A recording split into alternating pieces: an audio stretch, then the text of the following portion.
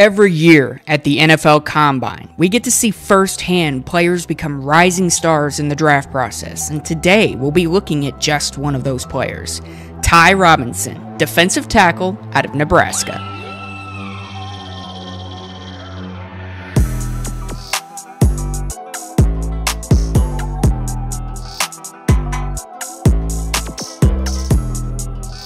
After being a solid 6-year rotational defensive lineman throughout his career at Nebraska, Ty would break out in his senior year. He'd record 37 tackles, 13 tackles for loss, 7 sacks, a forced fumble, and 4 pass breakups, and was honored with a second-team All-Big Ten in 2024 before entering the 2025 NFL Draft. Ty is everything you'd want to see from a dominating presence on the D-line. He has an amazing frame at 6'5", 288 pounds, which can allow him to be a tweener at both defensive tackle and defensive end.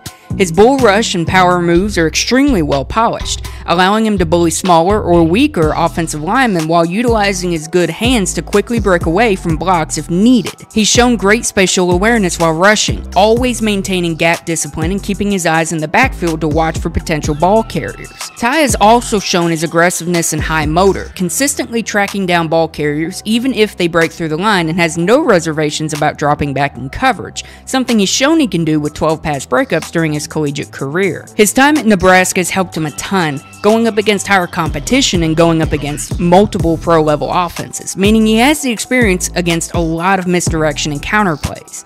This could lead to a very small learning curve as he translates to the NFL. Ty has a tendency to play like a 6'5" defensive lineman, occasionally standing up too high in his rushes and giving up his leverage, especially struggling against shorter guards who can take advantage of his monstrous size. On the issue of his rushing attack, his rush repertoire is also very limited, relying too much on pure power rushes and bull rushes rather than more agility-based moves, and can struggle to counter effectively. His hand placement can be very inconsistent and even erratic at times, trying to use his pure power to push past blockers instead, which won't work well at the next level. And while Ty uses a lot of power against blockers, that becomes null and void when he's double teamed, with his high pad level and lack of reliable escape moves, allowing blockers to keep him at bay while he's struggling to disengage. I sat down and watched the NFL Combine, and I couldn't look away when Ty was running drills. For somebody who was projected to be a lower round pick, he very much helped himself out. His pure power and his rushes show he's got the potential to be a great pass rusher at the next level,